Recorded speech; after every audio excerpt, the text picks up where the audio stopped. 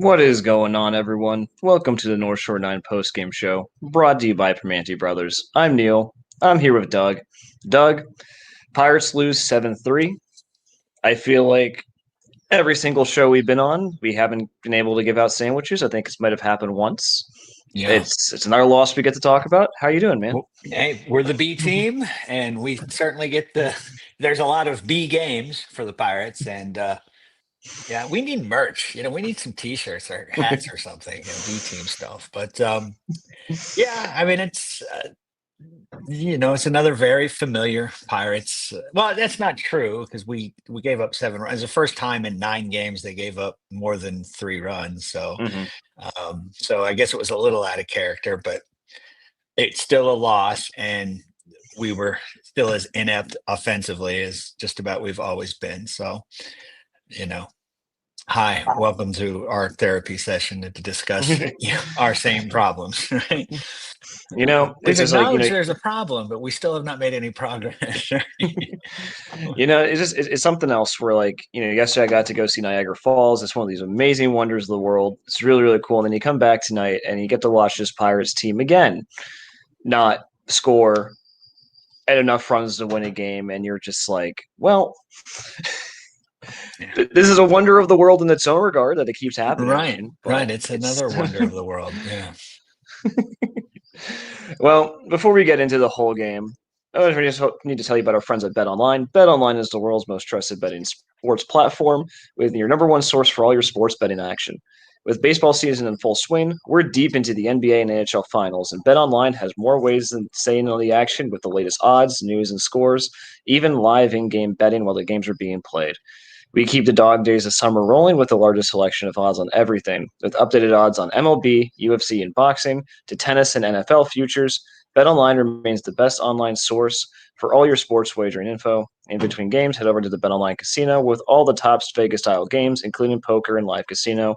BetOnline, the game starts here. So first of all, I guess we should we get in. Congratulations to Brian. He was removed from tonight's game after very early on because his wife went into labor. So, hopefully everything goes well there. And congratulations for being removed from the game. Okay.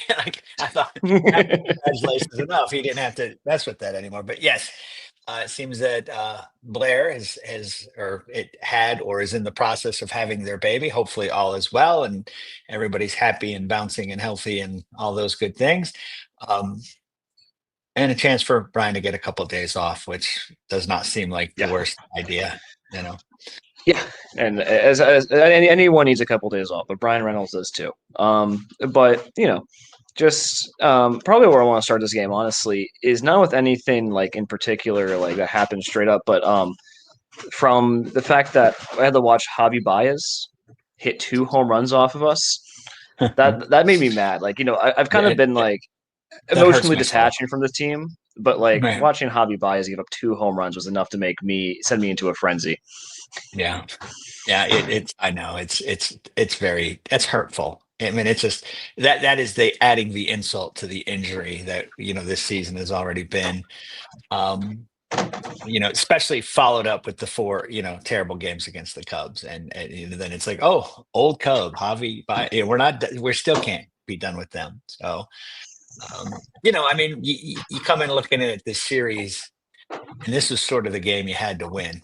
And that's no easy task. Mize has pitched quite well, but you're not going to beat Scooble, or you certainly can't count on that, right? And then you're thinking, well, if you could beat Mize, there's a chance that Paul Skeens could win. I mean, we'll probably lose his game 1-0 or what have you. But there's if anyone's going to give you a chance to win, it's him.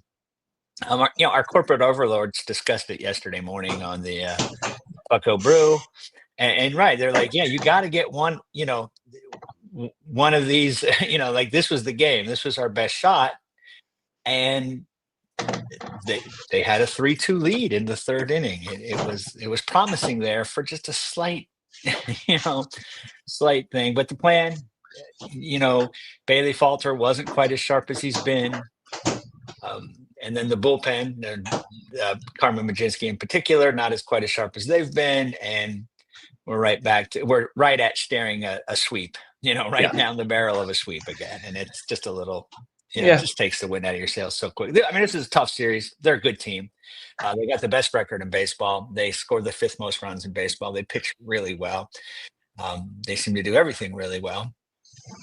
And so, when you had a 3-2 lead, you were hoping that maybe this is the one. We'll have a chance, and not to be. Pirates pirated. Yeah. I mean, we'll get into the specifics, but, going back in their last 7 games, they've scored more than 3 runs once. If we go back to their last 10 or 12 games, they've scored more than 3 runs 3 times. It doesn't matter who we're playing. It doesn't matter if we're playing the Marlins. It doesn't matter if we're playing the Cubs. It doesn't matter if we're playing the Tigers. We just don't score. And some of those are good teams. Some of those are not.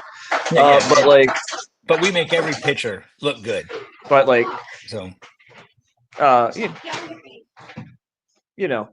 it's just not what you want to see from the offense at all. And let's talk a little bit about Bailey Falter, because Bailey Falter was our starter today. Bailey Falter was okay. I think Bailey Falter did just fine. 5 innings, 3 earned runs, 2 home runs, which is a little disappointing. But how many times do we have to say it? He kept you in the game. I mean, again, Bailey Falter, I guess we were looking at him as the 4th starter at the start of the season, right? Your 4th starter gives you 5 innings, 3 runs on the road against a very good team. That's fine, right? That's more. Again, it's not lights out. It's not Cy Young worthy or any of that, but you can't ask for more than what this pitching staff is giving, generally speaking. No. And so, Bailey Falter wasn't his best. The formula with him seems to be, how many pitches did he throw to him? They don't seem to let him throw 78. They don't seem to let him get past 80. I think they're convinced that, to preserve him for the entire season, for him to be able to keep getting his extension, that, he's not going more than 80 pitches. Because, there have been times where, he could have gone into the 7th inning or something because he's only got 74 pitches and no chance. So, again, he gave up a couple runs, home run to Perez, and it's his 5th home run in 50 at bats. So either we don't have a book, no one has a book on him yet, or he's good, but So I mean, Bailey was fine. Again, it's the same old song. Yeah, it's weird because I guess for Falter today, usually when he struggles, it's because his command was off, and the command wasn't really off today. I think the Tigers just were able to string together some really good at bats. So, and again, because they're a really, really good team. But so you get Perez hitting the 2-run home run, and then you get Javy Baez hitting a home run, and again, I can't believe Javy Baez is playing like a competent Major League Baseball player this late in his career. It's hurtful. I really don't want to talk about it. I hate to see it. I see Pirates fans on Twitter saying, "Well, now that he's on the Cubs, I can say he's fun." I'm like, no, I'm never gonna like Javy Baez. I don't care if he's fun. Right? He's always been a jerk. He's a talented jerk, and he's having a really good season with 289, 798 OPS. Numbers I'm not familiar with. OPS is starting with 7, almost 8. My goodness. But I will give the offense credit here, because usually if a pitcher if Bailey Falter gives up 3 runs in 5 innings, that's usually game over right there. But the Pirates, to their credit, when Bailey Falter exits, they actually are tied. It is tied 3-3, and that is because of first of all, Adam Frazier getting a ground out to first base that scores Spencer Horwitz in the top of the 2nd. But then our boy who replaces Reynolds, Canario, who's drives not good into enough the to top play of the 3rd. over Tommy Pham, right? Who is not deemed good enough to play over Tommy Pham. Yeah. Yeah, I mean, there's not a shot. I'm befuddling. Yeah. there's not a shot that Tommy Pham knocks in the run there. It doesn't happen. Yeah, It right. does. No, no way. He grounds into the double play. Whatever. We ground out. I mean, not happening. Um, yeah, yeah. I mean, nice job at Kennard. He'd been 1 for 26. I mean, he's not getting, he's not getting any kind of consistent at bat, so you can't expect much. It was at the beginning of the season, he couldn't hit because he was playing once a week. Then they played him a bunch and he hit. And then based on him hitting a little bit, they said, no, no, no, we've got to build up Tommy Pham's trade value, which I just mean, is hilarious to me because I don't think you could in get a bobblehead back. But not to defend playing Pham over him because I'd rather see Canario every day. But like today, after today, his OPS is 587. yeah, He fully played himself out of getting at bats. I think. Like I don't think like you can really argue that like he's been setting the world on fire. But that said, like he has barely been playing baseball the last 2 weeks, and so you'd like to see more consistent bats. He's way more interesting than Tommy Pham. yeah. I Tommy mean, that's Pham, all I'm saying. I mean, every yeah, time I advocate for anybody, Nick York, Billy Cook, whatever, it's basically anybody but Tommy Pham. That's what I'm asking for. They fired Derek Shelton, and Bob Nutting said there was a sense of urgency about this season. And they've done nothing to show sense of urgency about this season, other than firing Derek Shelton, which is basically, rearranging the deck chairs on the Titanic, right? I mean, if you're yeah. going to give Donnie Kelly the same players, and Donnie Kelly's had the fortune of getting Horwitz and Gonzalez back, but they're not exactly uh, making anyone forget Ted Williams. So, No. and again, it's like we discussed this before. It's their spring training now. It should be over. We should start expecting consistent production.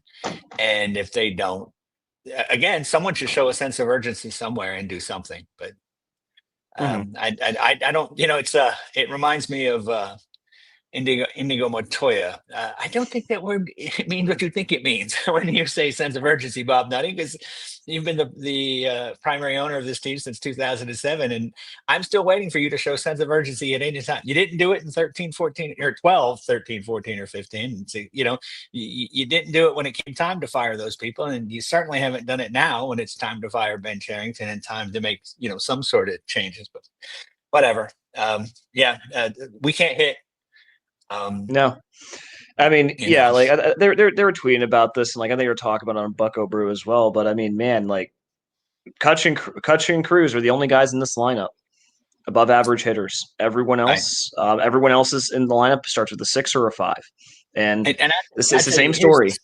the scary part about this, and DK, not Donnie Kelly, but DK from DK Pittsburgh Sports mentioned this a lot.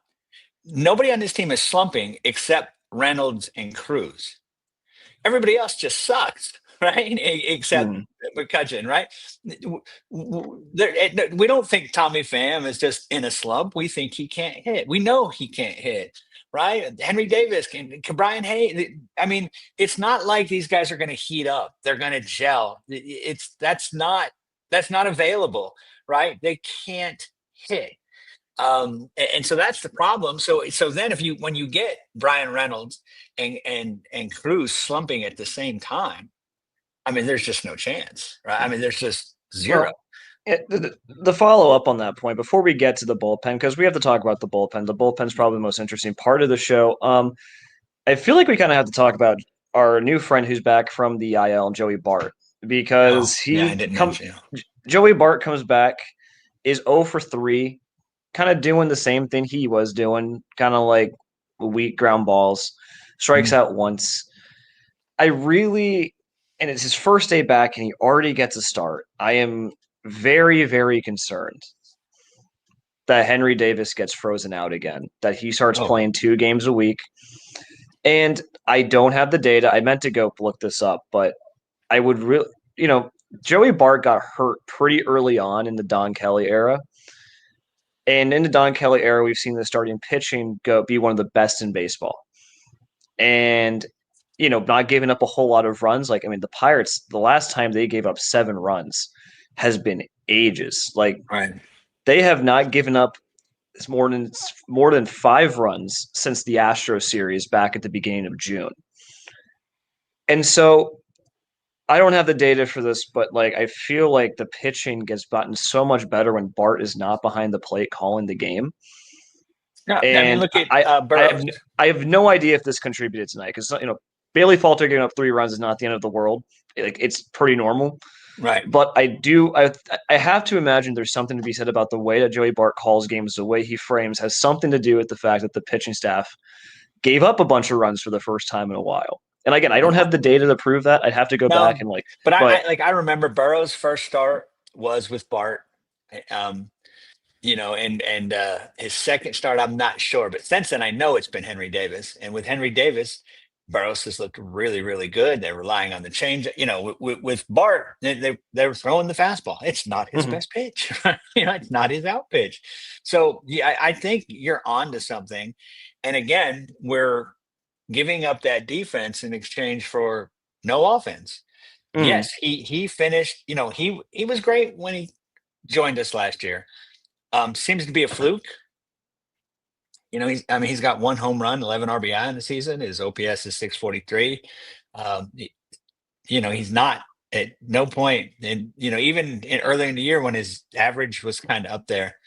There's no doubles, no home runs. It's Mhm.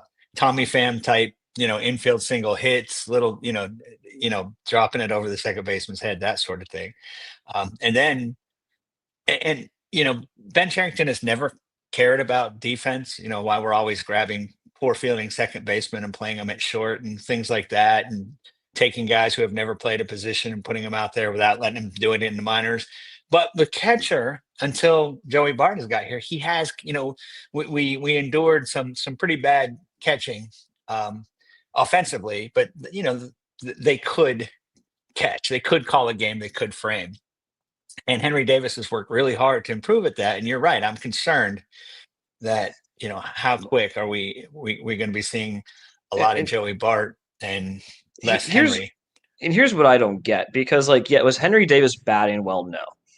He was improving. He was hitting Right. home runs, but was he batting well? No. But it comes down to this as a general manager.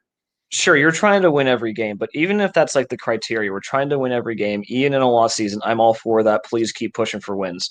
But also at some point, the guy that you got last year as a DFA trade should not be getting priority over your first overall pick, who has been catching well, who this pitching staff seems comfortable with. The and like and has been improving at the plate. Like Right. it obviously it's the first game back. We don't know if this is their actual plan, but I think the fact that he's starting the first game off and off day means something. Right. And so I don't quite understand the rationale. If this is the path they choose to go down, that they're going to prioritize their DFA claim that hit kind of well last year over like the development of your catcher that helps you this year and then also helps the pitching staff and then also helps you into next year. Like that doesn't make any sense to me. Right. And again, Kutch can play the outfield. Reynolds is going to miss a couple days, right? Mm-hmm. You don't believe in Canario. You've proven that. Nobody else believes in Tommy Pham. So you got Adam Frazier out there playing outfield for crying out loud. You couldn't put Kutch just twice, you know, Monday and then give him 3 days, and then Friday or something, and so Joey Bart can DH those 2 games, right? Um, so Henry gets those 2 games. He gets the Skeens game, and then maybe a day game after night, something like that. You know, the Joey. You're right. If Henry can at least catch, and we've seen slight improvement. It's not a lot. I don't want to make any bold proclamations, but it does look a little better. He seems a little like he's hunting walks at this time, but whatever, he does get some, and when he does kind of make some contact, it's at least kind of hits the ball hard sometimes. So yeah, I mean, again, and I've said this, I've been saying this basically since May. This season is over. Let's answer questions. Let's find things out. And finding out about that Joey Bart can't hit or call a game or field the position, something we already sort of know. Um, finding out that Tommy Pham can't play, something we already know. Like, you know, let's see what Canario can do. Mhm. Let's see what York or whatever. I just Well, it's speak. baffling. Yeah. I mean, your point, your point is right on. It makes no sense that Joey Bart is right back there behind the plate. Mhm. Well, speaking of answers and people who are actually playing today, you kind of mentioned it before, but I am curious because Spencer Horwitz now has 92 at bats with the team. He's at a 623 OPS. Nick Gonzalez, he goes 1 for 4 today. Nick Gonzalez, 0 for 4 today. These are two guys in the heart of the lineup, two guys that they're really depending on that in order to complete this. Are we worried about them? I think I'm starting to be worried about Horwitz. I'm willing to give Gonzalez some more time, but I also think Gonzalez's ability is capped to where he Yeah. might just be a 700 OPS hitter, which is fine. It's something that every team needs. Yeah. But are you worried about these guys? Because I'm starting to get worried about Horwitz. Oh, absolutely. Because Horwitz had a nice rookie season. I've watched baseball since the 1918 season, and I've watched a million guys have a nice rookie season, and then they're scouted, and they never, I mean, the sophomore slump's a real thing.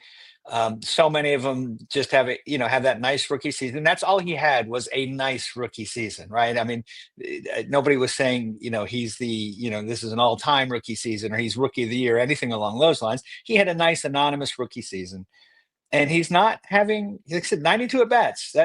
He's back. He's playing. There's no excuses. Um, he fields the position well, better than I was led to believe he can.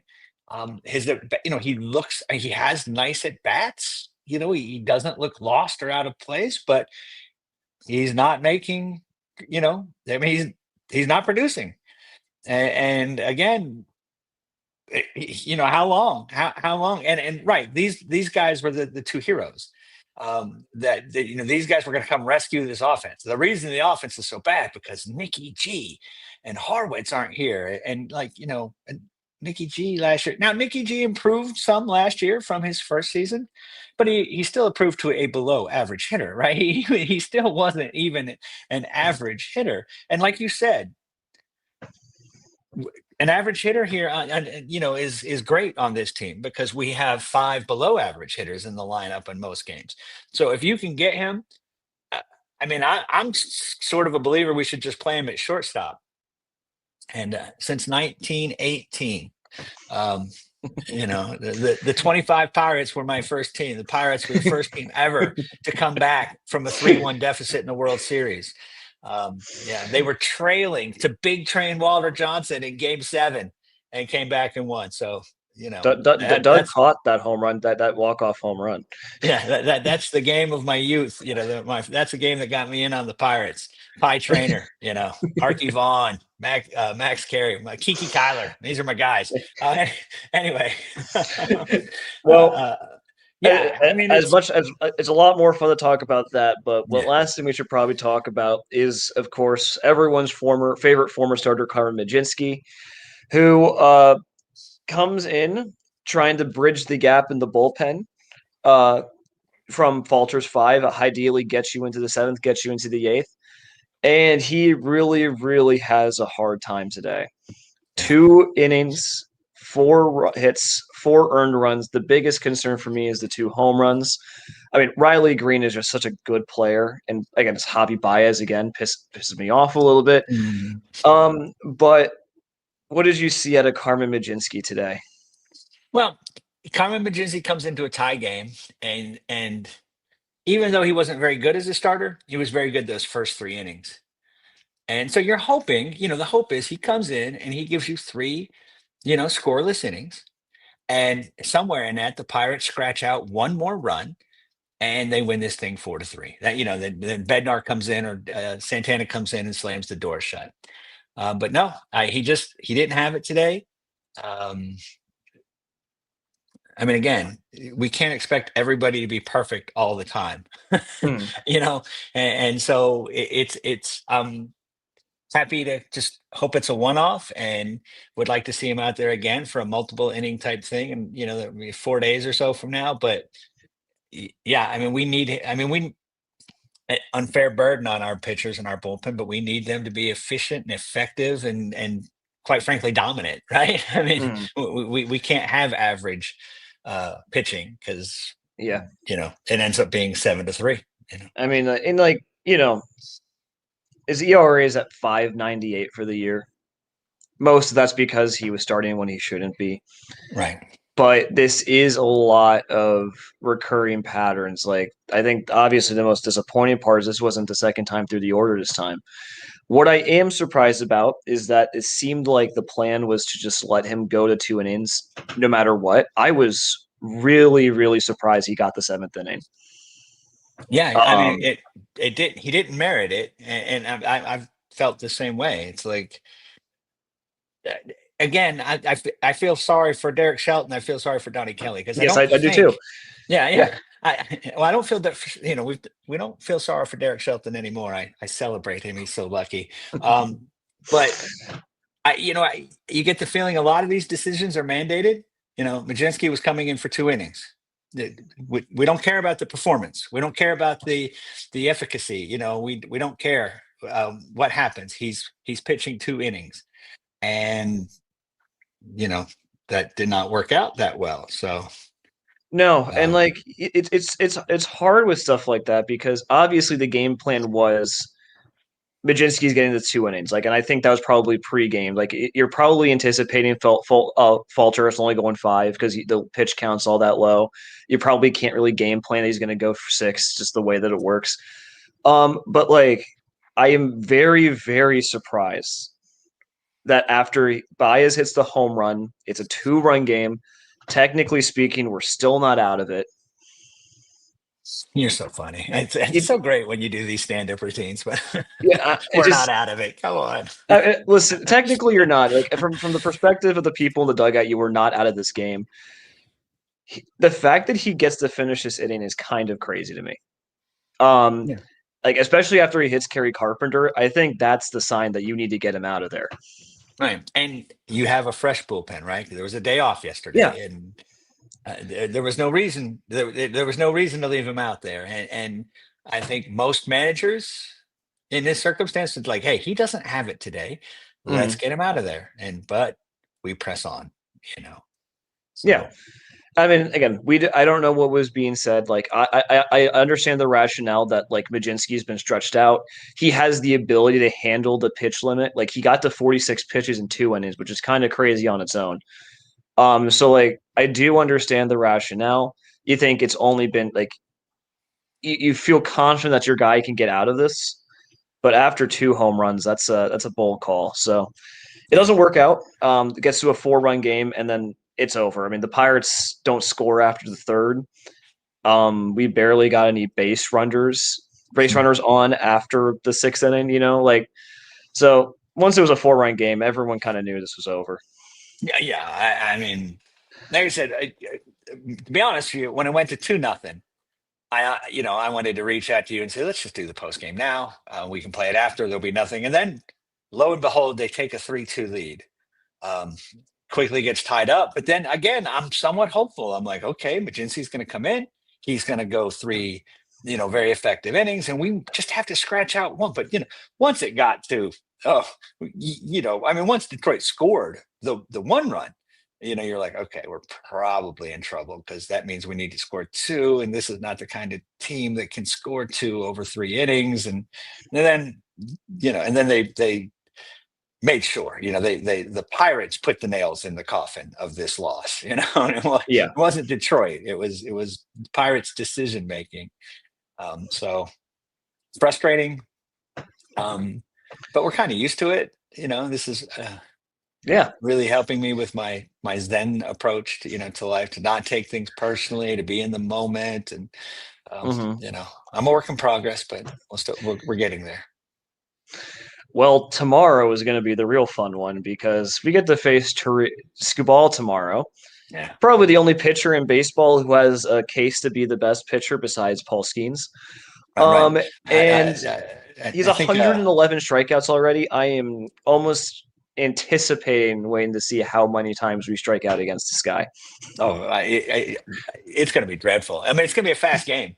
I mean, get there on time, boys and girls, because our post game will probably be, about 8 o'clock.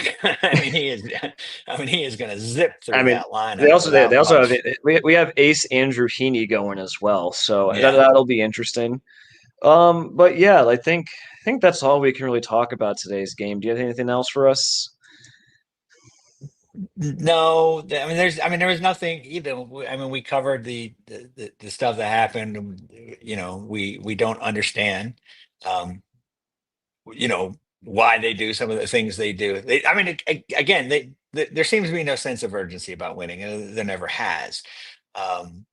So, I'm still laughing when Nutting said that after Shelton's firing that there's a sense of urgency that we can still turn this season around.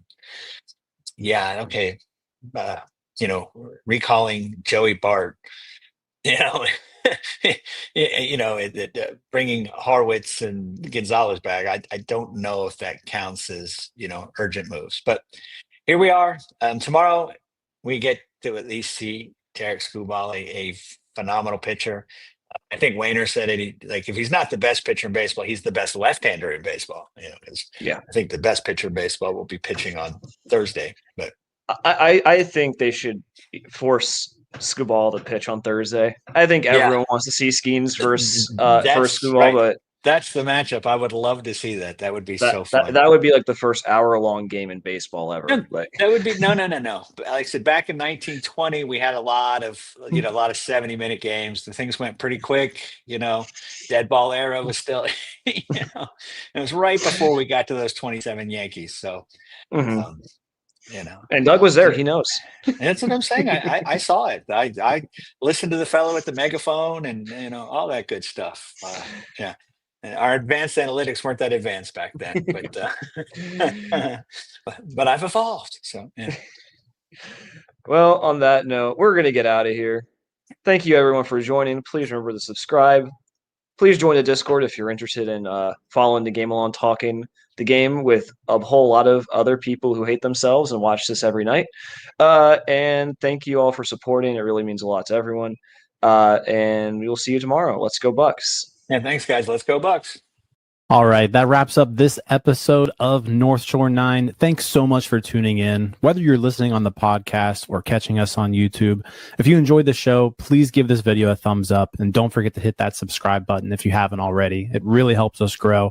And if you're listening on the podcast, a quick review goes a long way in helping others find the show. Plus, be sure to tell a friend about us. There's always room for more here in the NS9 community.